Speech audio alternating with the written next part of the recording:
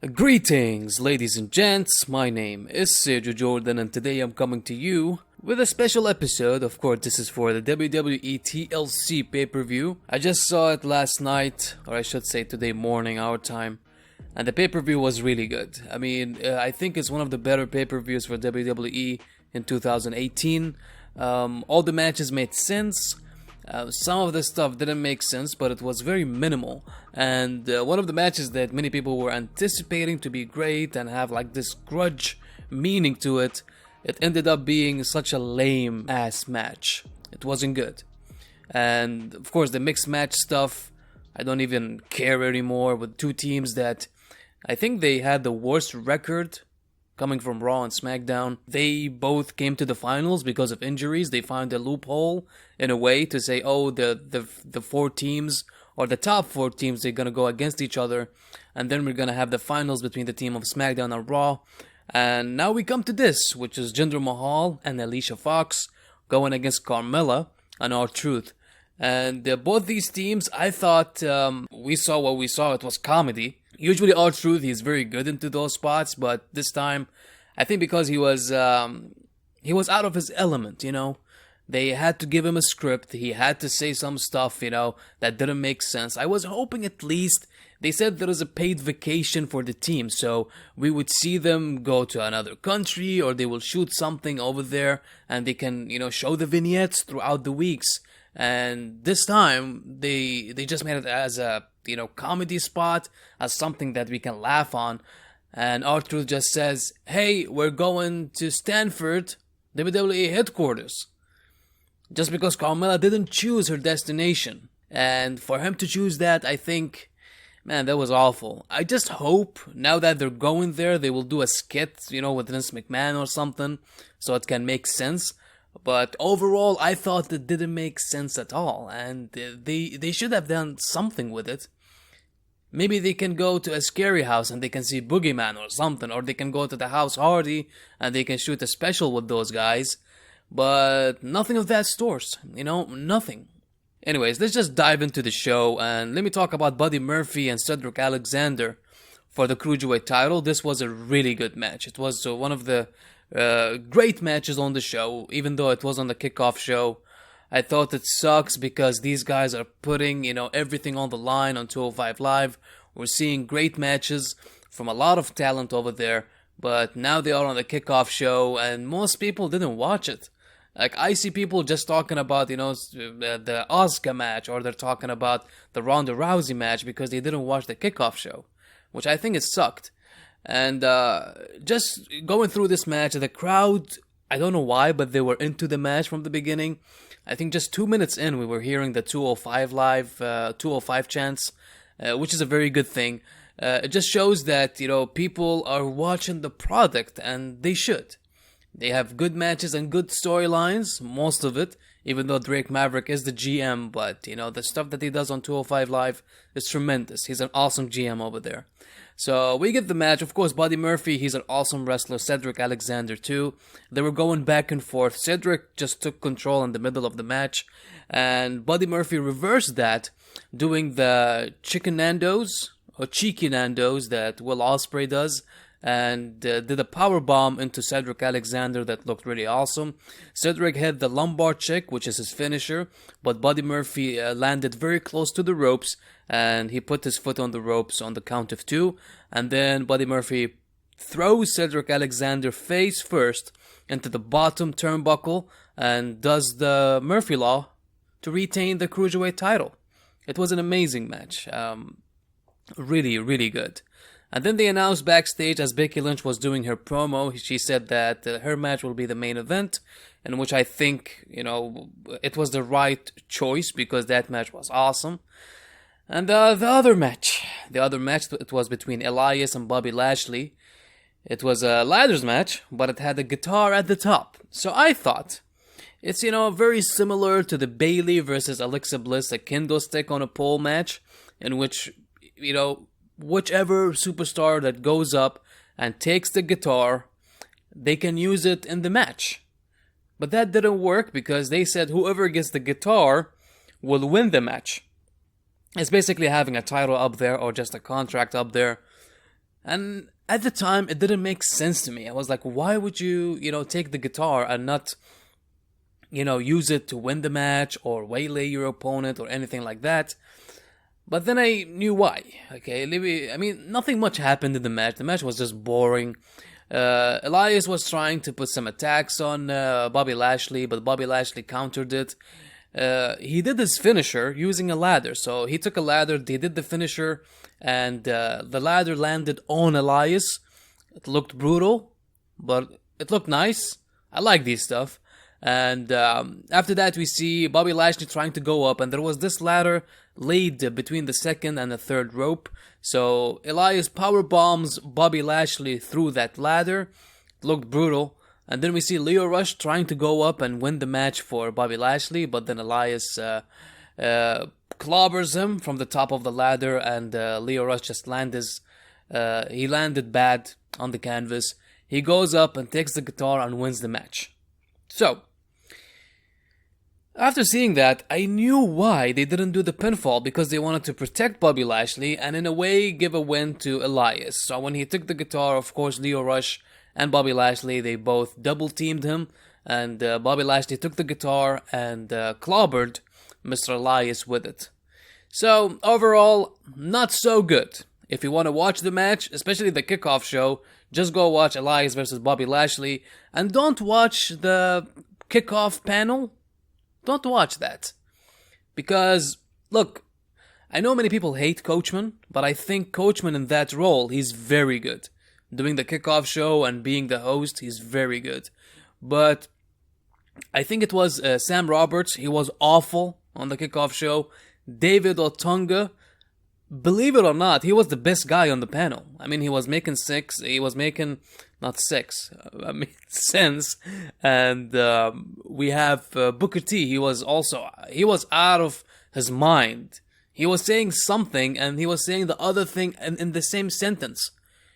He was defending Bobby Lashley, but then saying, like, Elias is a great wrestler. Like, dude, just choose one part or choose one team. You can't just do both. So, David Otunga was kind of good, but the others, they were just awful, man. So, just watch the Buddy Murphy and Cedric Alexander match on the kickoff show. And then the main show starts. Also, skip this match if you watch the main show, as R-Truth and Carmella, they defeat Jinder Mahal and Alicia Fox. It was a very short match. They did a dance break in the middle of the match, as always. But then the Singh brothers came in trying to dance with Truth and Carmella. And as they did that, then R-Truth attacked them. He wrestled, I think, just for moments with Jinder Mahal. And then Alicia Fox, she tried to do a sunset flip to pin or a jackknife pin on Carmella. But then Carmella reverses that and does her finisher. So Alicia Fox taps out. And Carmella with R-Truth, they both win. And as I said at the beginning of this podcast, I said that, they did the comedy thing, and it wasn't good. The Bar versus the Usos versus the New Day for the SmackDown Tag Team titles. I was shocked because throughout the weeks, I was just waiting for them to say this match will be a ladders match. But they didn't do that. I don't know why, because we all remember the match with the Usos going against I think it was the Usos going against the Lucha Bros, and going against the New Day. Yeah, it was a ladders match in which we saw the Selena del Sol from the top of the ladder. It was awesome. That match was great. I thought they would do that here, but they didn't. It just was a normal tag team match. The action was so good, especially from the Usos. They are fucking awesome. And we saw a trust fall from Kofi Kingston doing from the top. He landed perfectly on the outside. I think I will never be able to do that. Like, to just trust fall on someone and just expecting that someone to grab me, midair. I would never do that. I would be scared as, I have, fear of heights, and for me to do a trust fall on someone, I think that will be, terrifying. Especially the thought of it just terrifies me. And then we saw the Usos doing a super kick party. Shades of the Young Bucks, just super kicking everyone. The crowd went nuts. And then the Bar, especially Cesaro, he was trying to do the wrestling in the match, but then Sheamus, as Xavier Woods was coming in, he does the springboard springboard tornado DDT coming inside the ring. As he was doing that, we see Sheamus broke kicking Xavier Woods and getting the pinfall, so the Bar retains the SmackDown Tag Team titles. This was not bad. I mean, this was a good match, but I thought if these guys had a ladders match, it would have been bigger, it would have been better, and we should have seen like something different from these people. And I thought it was a little bit short. They should have went a bit longer, so the crowd would get really invested into this. But let's see, with the Bar winning here, I don't know who will be their next opponents, because they beat both the New Day and the Usos in the same match. So maybe they're gonna give the rub to Sanity, in which I think it's a great thing. Sanity should go for the tag team titles. They have been vanished and vanquished from the SmackDown, TV tapings, the TV shows. And after that, what will the guys do? They're nowhere to be seen. They're not on NXT. I suggested these guys to go to NXT UK at least, to have a run there, to have a couple of matches with the whole team being there. But I don't know where they are. So they should have been at least in one of the matches, at least on SmackDown TV. I know they're a 2-hour show and they don't want to put everything on the show, but I think with Sanity they can have a great match with the Bar for the tag team titles. And now Braun Strowman versus Baron Corbin. This wasn't actually like a match, because Baron Corbin comes out. He asks Heath Slater, who is the referee of the match, to count. And after the 10 count, he can win by forfeit and become the permanent general manager of Monday Night Raw. So Heath Slater starts counting until 6, and then we hear the music of Braun Strowman. He comes to the ring, he takes on the mic, he says, hey, it's a TLC match, so that's a no disqualification. That means I can bring my friends and, I can win the match. So as Baron Corbin was trying to leave, we see Apollo Crews in front of the ring. He was there with a chair. And then on the right side, we see Bobby Roode with Chad Gable with chairs. And on the below side of the ring, on the below side of the ring, we see Finn Balor with a chair. And as Baron Corbin was about to leave, we see Heath Slater taking the shirt off, the referee shirt off, and he comes in, and everyone, tries to attack him, but Baron Corbin leaves. And as he is leaving, we see Kurt Angle coming back. He showed up on TLC, and he also clobbered Baron Corbin with chair shots. They go into the ring. Everyone does their finisher on him. Kurt Angle does the angle slam, and Braun Strowman puts his foot on Baron Corbin. Then Heath Slater puts the shirt on. He counts to 3, and Braun Strowman wins the match. So it's official, Braun Strowman versus Brock Lesnar at the Royal Rumble for the Universal title, and Baron Corbin will be fired, I guess, on Monday Night Raw. And that's one of the things, maybe Vince McMahon is going to reverse that or something, but he shouldn't do. If Vince McMahon is coming back, he should just, announce that Kurt Angle now, he's the GM of Monday Night Raw, and Baron Corbin should just go back to be a wrestler or something. So let's see what's gonna go. I thought they had a way to just, go around of Braun Strowman being injured. So they should find another way for Braun Strowman to win. And this was, I guess, the best way. We had a happy ending, and that's the theme of this whole show. We had a lot of happy endings. Natalya versus Ruby Riott. It was a tables match. And so the Riot Squad, they come out, and as they were coming out, Liv Morgan with Sarah Logan, she was, they were on ringside. They brought the Jim the Anvil Neidhart's table, and they had a match, Ruby Riott with Natalya. Natalya put Liv Morgan through a table as she was, I think she was pushing or not diving to the outside, but she was running the ropes to do something to Ruby Riott.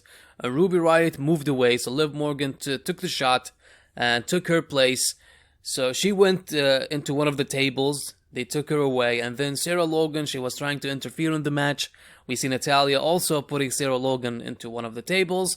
Then we see Ruby Riott trying to set up a table. That's the Jim the Anvil Neidhart's table. And she was struggling, man. She was having so much trouble to set that table. She was just moving a little bit, and then a little bit on the other side, and then putting it like this. I was like, fuck, man. I know those tables are heavy, but you need to make lighter tables for the ladies so they can move them. I'm sure, like, if it was any other girl who did combat sports, I'm sure Ronda Rousey with Charlotte, they would easily be able to move tables and set them up. But Ruby Riott, she was struggling with this. Anyways, they continue the match. Natalya goes to the outside. She brings a table out that has Ruby Riott on it. Not Ruby Riott's father or mother, just Ruby Riott herself on it. I would be proud. Like, if I'm having a match with you and then you have a table that has me on it, I would be happy about that. I was like, wow, that's really cool and thoughtful of you to go and print, this whole picture of me and put it on a table. So she brings that out, and then under the table there is the jacket of her father. She wears that. She comes into the ring, and she was on the top rope, and there was a table in front of her, the Ruby Riott table. So Ruby Riott was about to Hurricane Rana Natalya from the top rope, but Natalya stops her. It looked bad, because as she was doing the Hurricane Rana, she stops, like, before going down. If you go and watch the video, like, before going down, she stops. So it was very obvious that Natalya is going to stop her. So when you do a Hurricane Rana, you should do it the normal way. Just go down fast, and then, the other guy should stop you, or the other girl should stop you midair. But she didn't do that, I guess just to be safe. Then Natalya power bombs Ruby Riott, and she was struggling to see where the table was. You can see that she's just looking from the side of her eyes, like, oh, is that the table there? So she power bombs Ruby Riott through the table and wins the match.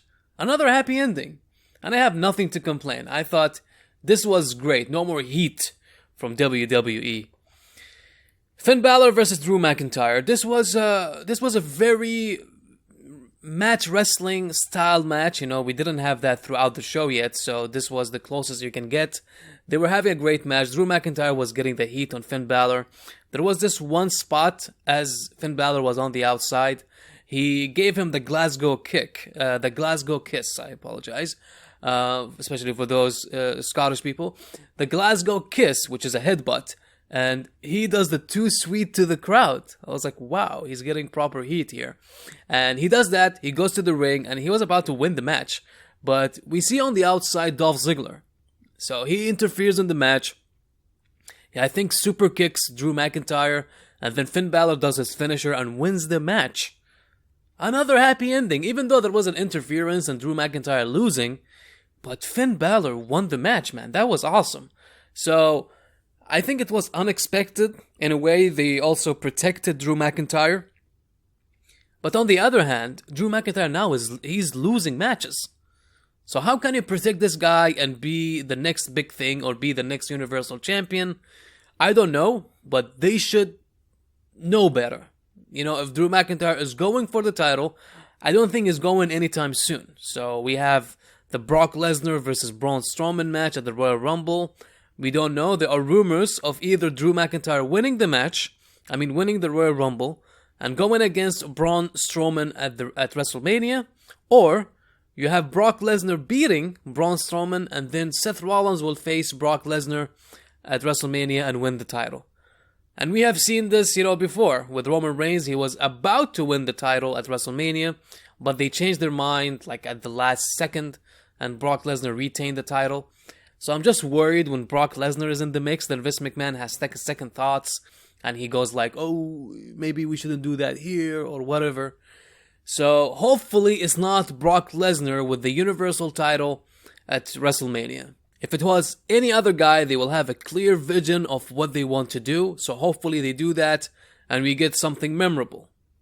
I think Drew McIntyre winning at WrestleMania, that can be an awesome visual, an awesome deal, and he's young, so he will stay with the company for a long time. So let's see how it goes. Rey Mysterio versus Randy Orton in a chairs match. So, I wasn't into the match, before the show, and I said this before. Randy Orton, when he's a crazy guy, a psychotic guy, he's awesome. But to be a guy who wants revenge and says, oh, I will do this to Rey Mysterio and take his mask, I don't like that. So of course, because it's a chairs match, they wanted to do spots with chairs.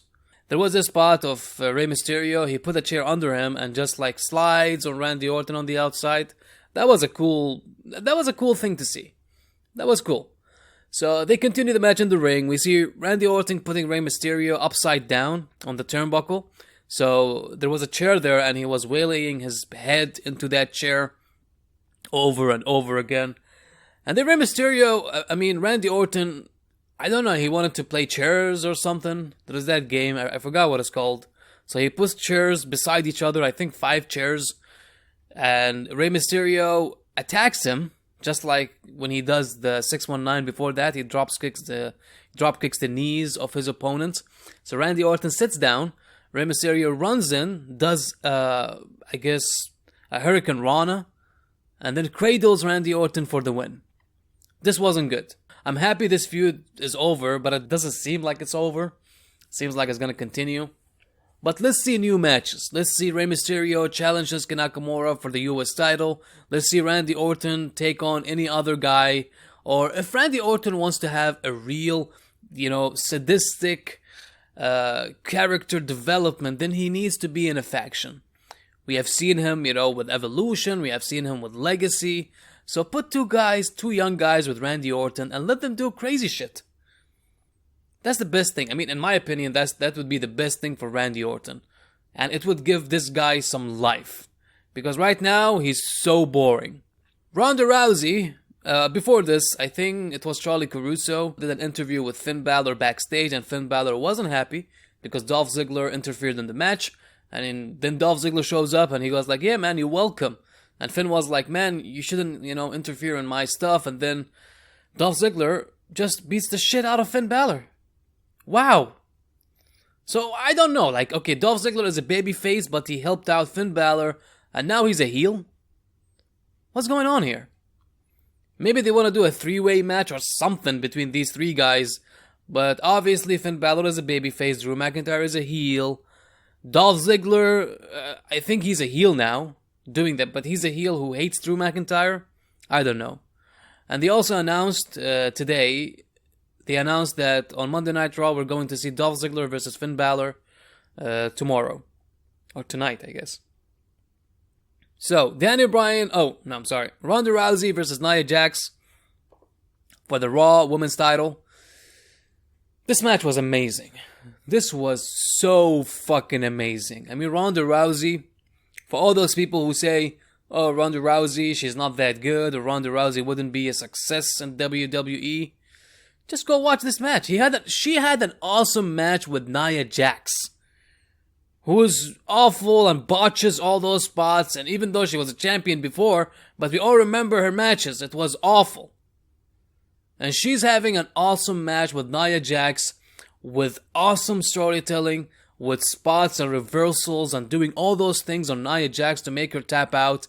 Even though she was selling sometimes, but her facial expressions, it was amazing. And also, she had this lipstick on. It was like blood red. It didn't look like Ronda. I mean, she's not going out to go party or something. Like, why should she put that kind of a lipstick on? It didn't look that good. And it was distracting a lot. So, they go back and forth. Tamina was trying to interfere, but luckily Ronda Rousey has the upper hand in the match. And then, before she does the armbar on Nia Jax, she kisses the facebreaker fist.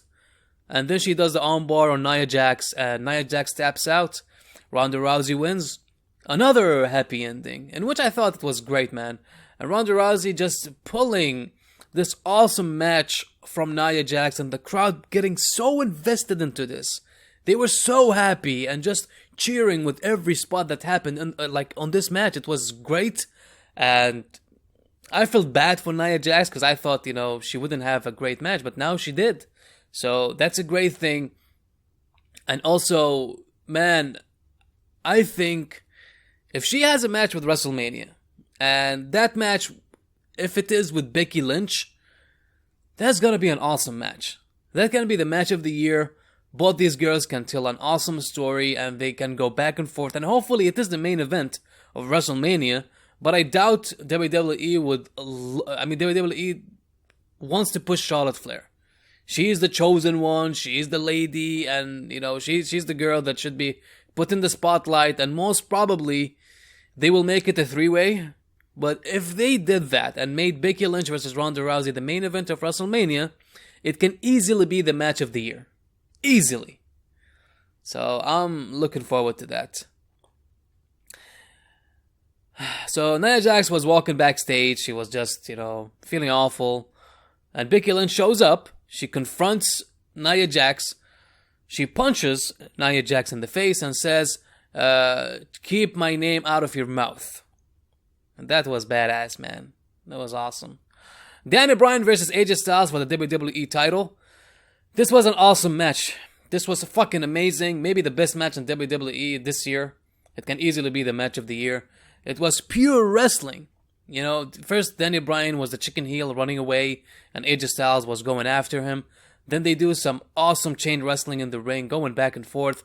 Then they do moves. They do New Japan style wrestling of, AJ Styles trying to do the Styles Clash. Daniel Bryan reverses that and clobbers him in the face. Then we see AJ Styles trying to do the phenomenal forearm. He does that, but Daniel Bryan moves away. He was about to get into the referee. Daniel Bryan uses that and tries to put the submission on.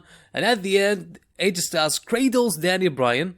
And as he was cradling him, Daniel Bryan reverses that and pins AJ Styles to retain the WWE title.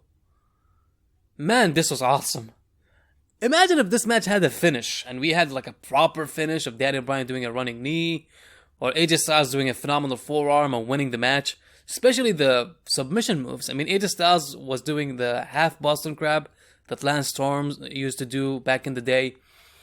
And Daniel Bryan was selling this thing. The selling, man. Just look on their faces. The selling was so good. Like, he was in a lot of pain. And obviously, if you look at it, he wasn't even cinching in the submission. But he was selling it like crazy. And the crowd was just going nuts for this. So this was an awesome match. Just go and watch. Just go out of your way and watch this match. And also the Ronda match.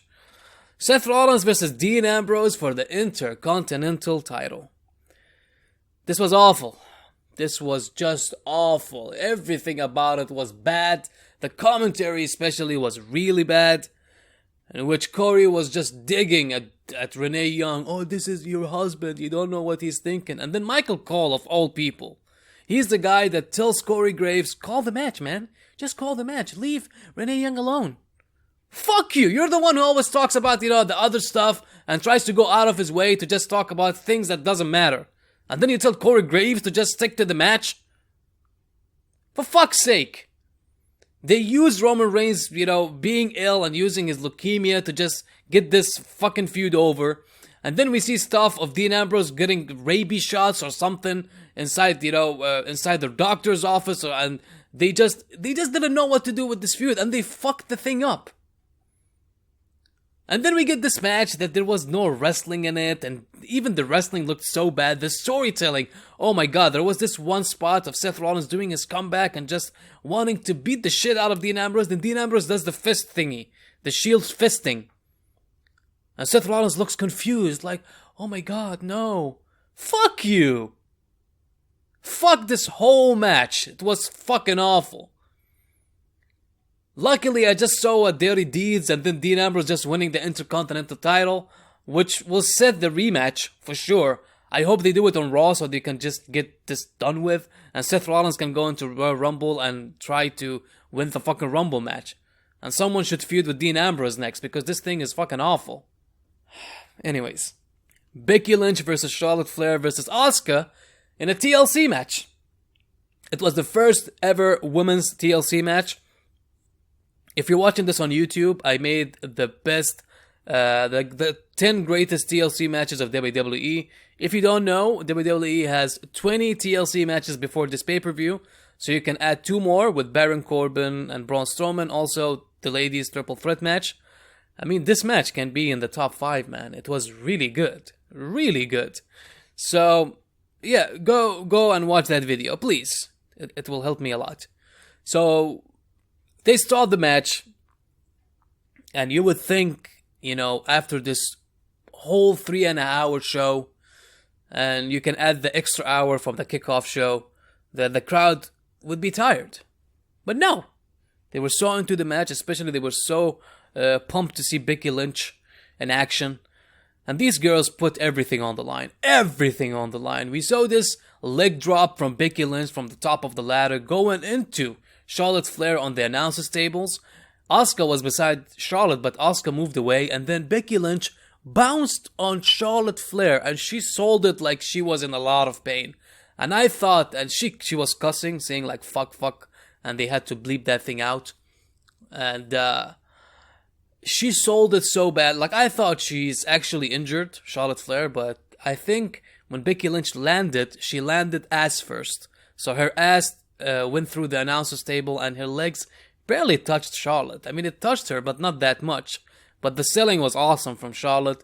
Then we go into the ring, and we see Becky Lynch and Asuka. They're just having this awesome wrestling back and forth between the both of them.